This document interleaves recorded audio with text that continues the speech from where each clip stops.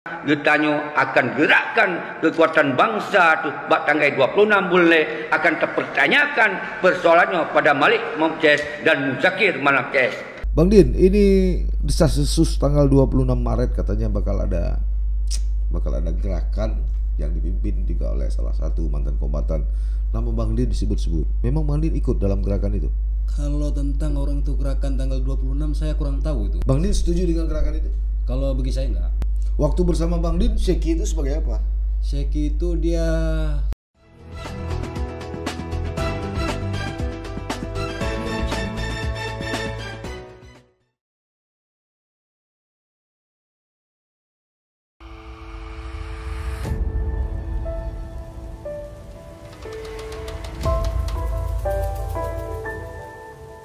Assalamualaikum warahmatullahi wabarakatuh. Sahabat sisi lain, kembali kita bertemu dalam Saleh Abdullah Channel. Pertemuan kali ini ada yang menarik. Mungkin satu sosok yang sempat membuat bukan hanya Aceh, tapi Indonesia dan dunia goyang. Ini karena penampilan seorang ketika itu masih muda, sehingga memicu perhatian media.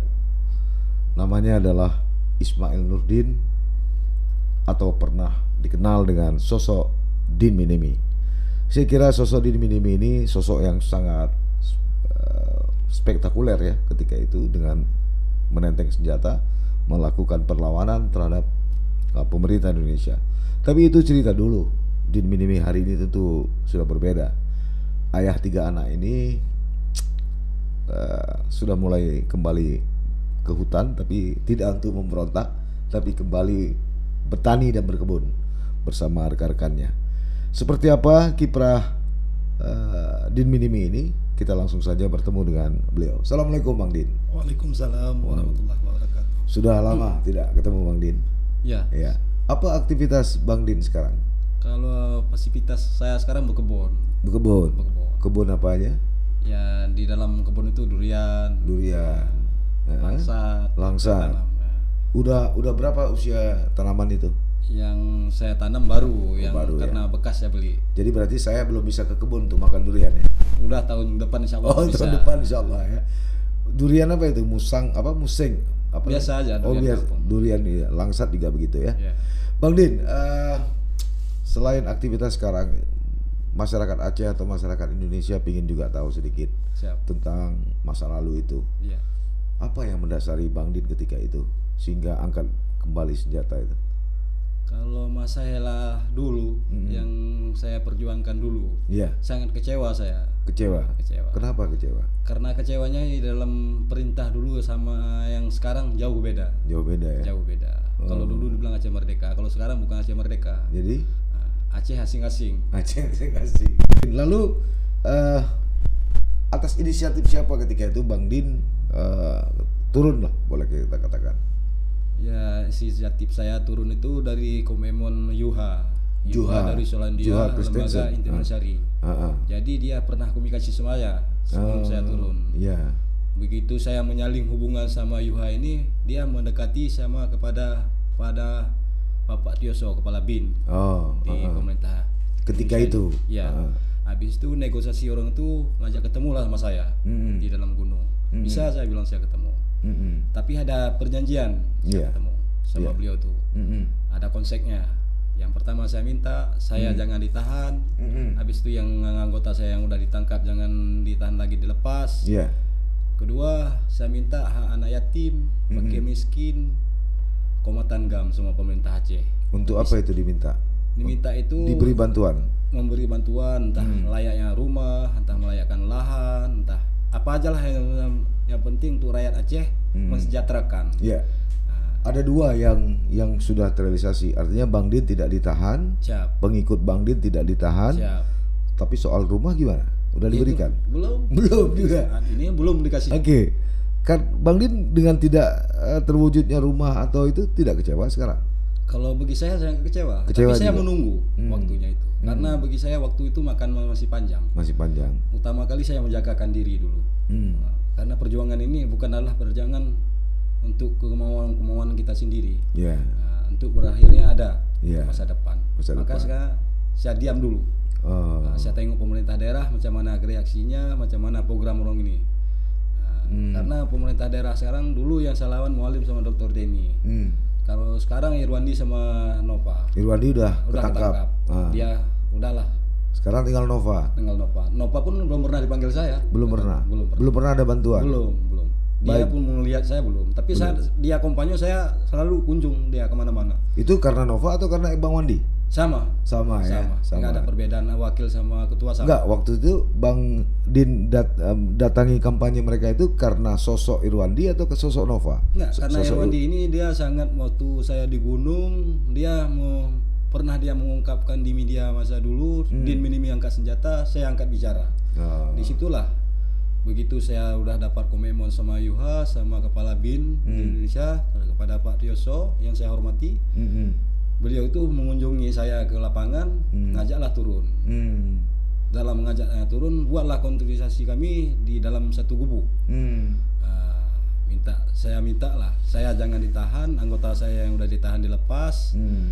Habis itu saya buat perjanjian tentang hak anak yatim, inong bale, fakir miskin. Tapi itu tidak ada. Komatan GAM. Tidak ada sampai sekarang. Nggak ada. Bantuan dari BRA nggak ada juga? Nggak juga. Badan integrasi aja? Nggak juga. Bang Din kenal ketua BRA sekarang? Nggak kenal juga. Oh, gitu ya. Iya.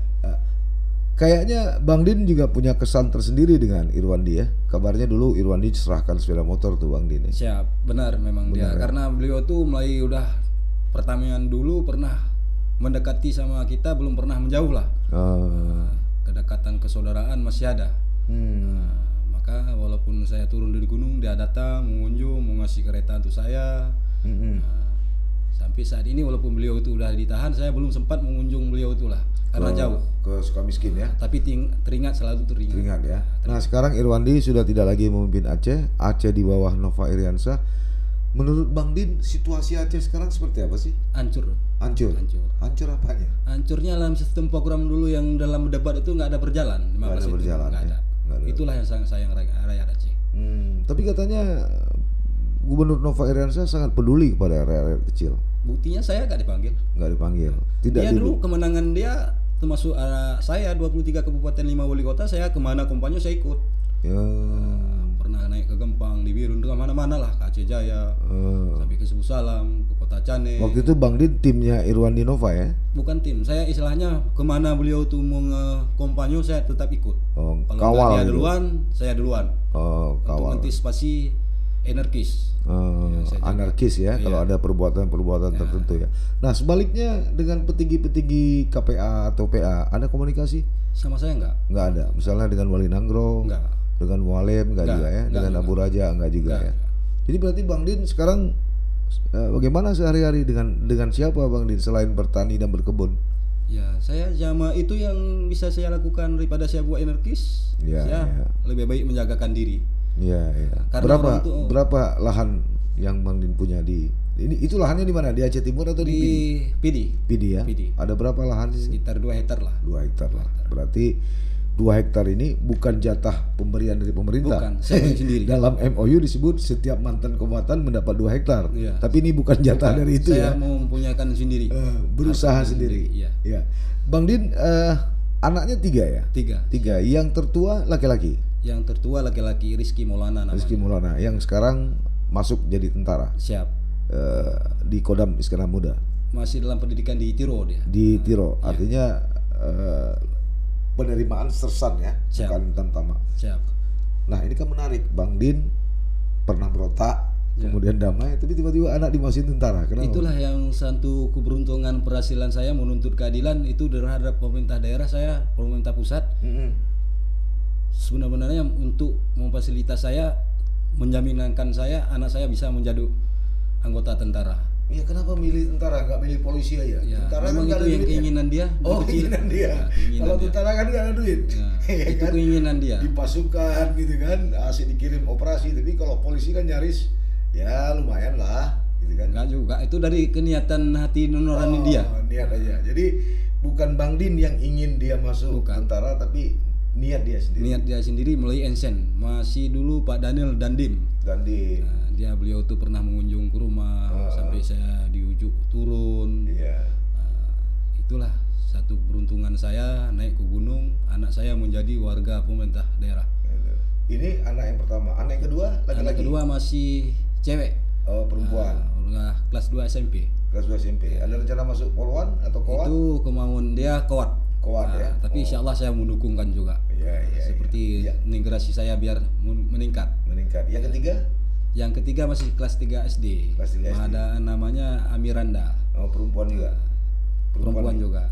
Itu usia dia, saya waktu di gunung itu 7 bulan dalam kandungan mama. Oh. Itu dari ini ya? Iya. Dari kecil ya? Iya. Oh, itu belum lagi tahu kita kemana dia ya? Ya sekarang masih udah sekolah, udah sehat. Enggak, cita-citanya belum ya? Kalau nomor 2 tadi Kowat ya? Kowat ya. Ya itu yang menarik ya. Artinya walaupun Rizky Maulana ini menjadi tentara, tapi kan melalui jalur-jalur resmi ya, tidak melalui jalur khusus. Ada orang bilang, oh ini karena anak Bang Din Minimi dia lulus. Enggak. Ya.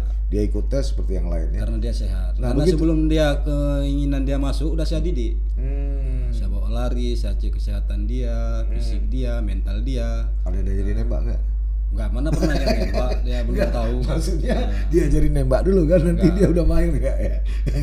Tapi ketika Bang Din masih memegang senjata, Rizky Maulana kan nggak asing dengan senjata. Masih kecil dia. Tapi dia nggak asing lah ya. Tapi tidak asing dengan senjata ya. Enggak. Sehingga dia lihat tahu dia. Sehingga kalau latihan sekarang pun dia nggak kaget lagi gitu kan. Karena bapaknya dulu pegang senjata. Sekali-sekali nggak Bang Din suruh pegang dia senjata. Enggak pernah dia pegang. Kalau senjata ya nggak pernah dia pegang. Nah, ini Bang Din masih berkomunikasi sekarang ya dengan Pak Daniel dengan yang lain-lain. Siap, masih sama Pak Tioso pun masih sama Pak Daniel masih sama Panglima kita di daerah sini masih kita hubungan berdekatan saudara semua masih. Belum asing kita, karena kita tuntut dulu melawankan pemerintah daerah, bukan melawankan TNI Polri. Iya. Oh, ketika itu karena ketidakadilan pemerintah daerah. Iya. Tidak sama ya gitu ya. Iya. Nah, tapi sekarang nasibnya kawan-kawan Bang Din sama juga ya? Sama saya berkebun juga, ada yang macam-macam lah. Yang penting jangan buat kriminal. Nah, kawan-kawan Bang Din yang dulu syahid itu siapa sekarang yang bantu? Saya yang bantu. Yang lain nggak ada yang bantu? Nggak ada yang bantu. Jadi dengan penghasilan Bang Din pas-pasan juga harus mesti bantu anak-anak. Karena saya kan ada dikasih dana dari pemerintah pusat. Oh. Dari pusat, dari BIN. Dari BIN. Berapa dikasih dana? Ya itu sekedar lah untuk kami ini yang berapa orang yang selamat itu. Diberi setiap bulan atau sekali beri? Setiap bulan tapi. Oh, setiap bulan. Kalau boleh tahu berapa sebulan? Ya itu sebenarnya itu rahasia kami dari itu nggak boleh. Itu rahasia kami dari negara. Rahasia negara. Saya udah jadi warga negara. Iya, rahasia negara. Tapi kan itu sesuatu yang jadi hak ya. Karena kan kita lihat dalam MOU juga itu disebut ya. Ada juga malah diberikan subsidi. Tapi soal itu tidak jalan, kita kan nggak mesti salahkan orang lain. Berarti masih ada persoalan di internal orang Aceh sendiri kan gitu. Setuju Bang Din gitu ya? Bang Din, ini desas-desus tanggal 26 Maret katanya bakal ada gerakan yang dipimpin juga oleh salah satu mantan kombatan. Nama Bang Din disebut-sebut. Memang Bang Din ikut dalam gerakan itu? Kalau tentang orang itu gerakan tanggal 26 saya kurang tahu itu. Karena menurut saya itu belum masuk akal. Belum masuk akal. Kenapa nggak masuk akal? Karena belum masuk akal. Kalau saat dia jatuh, siapa yang memimpin untuk ke depan? Bang Din setuju dengan gerakan itu? Kalau bagi saya enggak. Tidak setuju. Karena orang tuh udah duluan sama saya dulu tuh. Siapa? Udah pernah ikut sama saya. Siapa misalnya? Ceki, Tunggu Talib. Nah, udah pernah ikut barang ke saya, tempat saya. Orang tuh mau bendera saya di mana posisi dulu bendera saya buat. Sekarang macam kemarin udah mau naik bendera. Saya dulu masih punya senjata, punya bendera, orang nggak ada konsek. Kenapa sekarang udah nggak ada senjata? Jangan kita bilang negara luar, Indonesia aja nggak percayakan. Yang mau butuh sekarang misalnya mau MU di PBB, mempunyai tentara, mempunyai senjata, mempunyai rakyat. Ini cuma bahasa. Jadi kan jauh. Waktu bersama Bang Din, Seki itu sebagai apa? Seki itu dia selaku, saya kurang monitor karena dia sama saya, karena saya banyak sip yang jaga saya. Waktu saat itu dia bilang orang dari luar lah, harus bandera naik, kayak gitulah. Ketika itu. Tapi saya kemana lari pun, kemana tempat saya duduk tetap bandera bintang bulan dulu saya bawa naik. Tapi konsep saya dulu dibilang kriminal, melanggar MOU. Maka disitulah saya ambil sikap turun. Buatlah komunikasi sama Yuha, sama lembaga Intinasari, buat jangan melanggarkan MOU. Saya turun, bersatukanlah dengan Indonesia ini. Nah, makanya saya sekarang nggak ada bercimpung apa-apa lagi, ya tetap ikut itu aja. Tapi sekarang bendera juga tidak naik kan?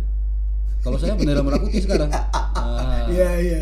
Nggak, artinya bulan bintang kan nggak naik gitu. Iya enggak, tapi sekarang. Enggak. Tiang memang ada di depan Wali Nanggro 2, tapi satu yang baru naik. Satu lagi tiang gitu ya. Di tiang DPR juga 2 gitu ya, tapi satu baru naik ya.